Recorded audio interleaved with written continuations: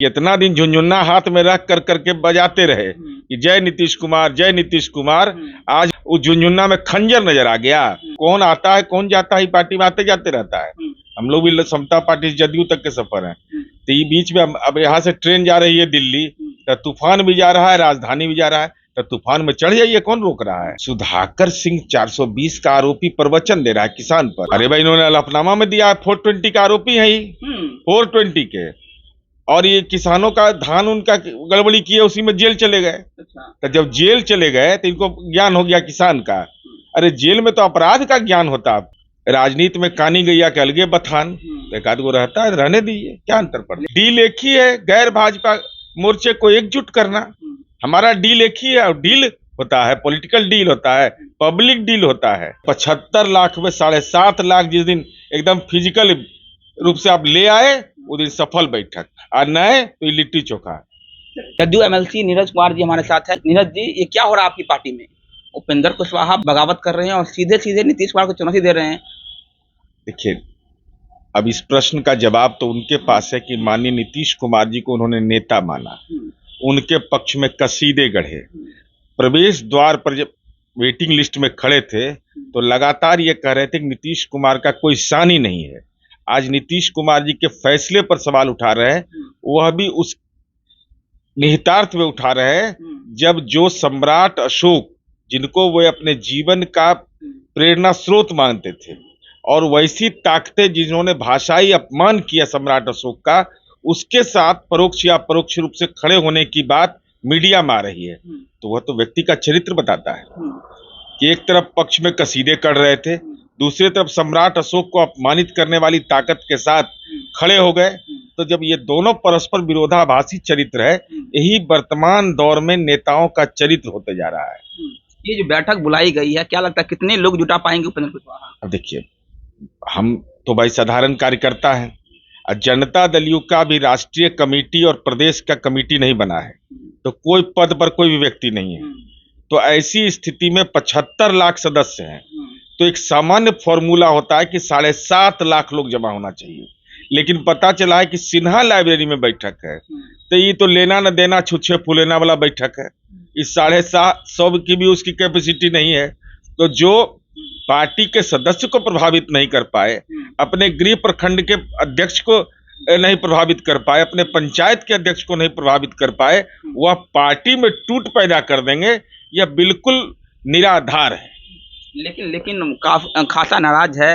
वो कह रहे हैं कि आप लोगों ने उन्हें झुनझुन्ना पकड़ा दिया। अगर एमएलसी बनना झुनझुन्ना, संसदीय बोर्ड का अध्यक्ष बनना झुनझुन्ना, तो झुनझुन्ना मिलने के 2-1.5 साल के बाद आत्मज्ञान हुआ। इतना दी तो रिसर्च का विषय है कि इतना दिन झुनझुन्ना हाथ में रख कर करके बजाते रहे कि जय नीतीश कुमार, जय नीतीश कुमार। आज उस झुनझुन्ना में खंजर नजर आ गया। तो हम तो उम्मीद करेंगे कि आज आप भी यह बात बोलिए कि जब झुनझुन्ना लेने का हमको मौका मिला तो हम अपने लिए थे, कार्यकर्ता के लिए झुनझुन्ना ने। और हमारी उम्मीद है कि हर कार्यकर्ता के हाथ में एमएलसी का झुनझुन्ना हो जाए और संसदीय बोर्ड का अध्यक्ष हो जाए।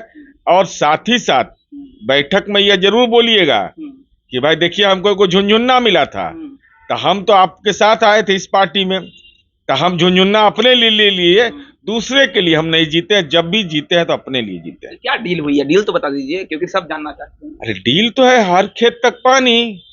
डील एक ही है, गैर भाजपा मोर्चे को एकजुट करना।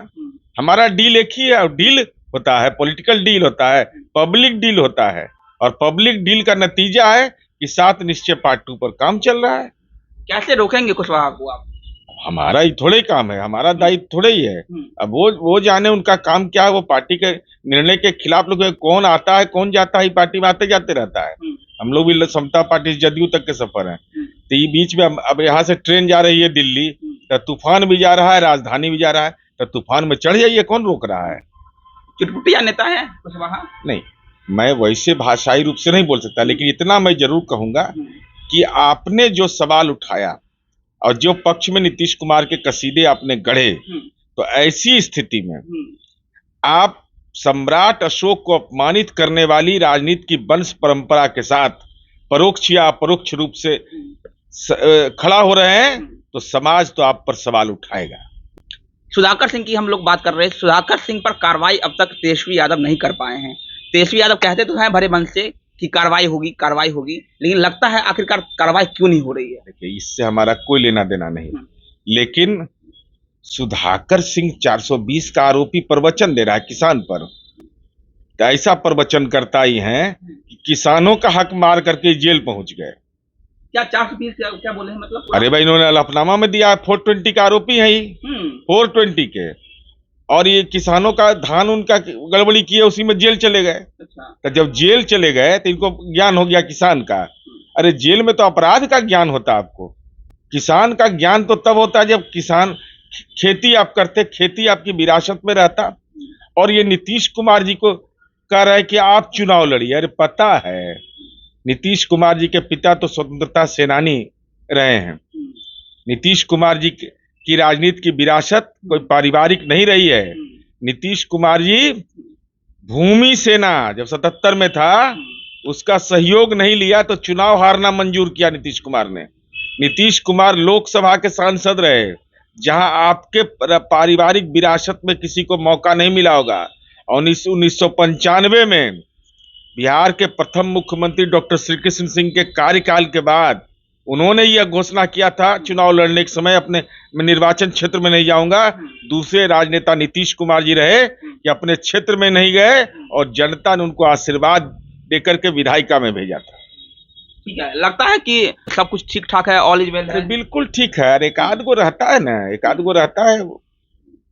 राजनीति में कानी गैया के अलगे बथान, एक आध गो रहता है, रहने दीजिए, क्या अंतर पड़ता है। एक सवाल, उपेंद्र कुशवाहा तो बोलते हैं कि हम बीजेपी में भी नहीं जाएंगे मरते दम तक, लेकिन बगावत जो हुई है, ओपन चैलेंज जो नीतीश कुमार को कर रहे हैं, इस पे पार्टी को तो कार्रवाई करनी चाहिए। अरे भाई, वो कहाँ जाएंगे नहीं जाएंगे, राजनीति में उनकी आत्मा कहाँ पर प्रवेश करेगी, ये उनका विषय है। पार्टी कार्रवाई करेगी नहीं करेगी मेरा अधिकार क्षेत्र में नहीं है, लेकिन पार्टी की नीति के खिलाफ अगर कोई आप कार्यक्रम कर रहे हैं और उसको पार्टी की बैठक बोल रहे हैं, यह आपत्तिजनक। और हम सफलतम बैठक तभी मानेंगे जब 75 लाख में 7.5 लाख जिस दिन एकदम फिजिकल रूप से आप ले आए, वो दिन सफल बैठक, और नए तो लिट्टी चोखा।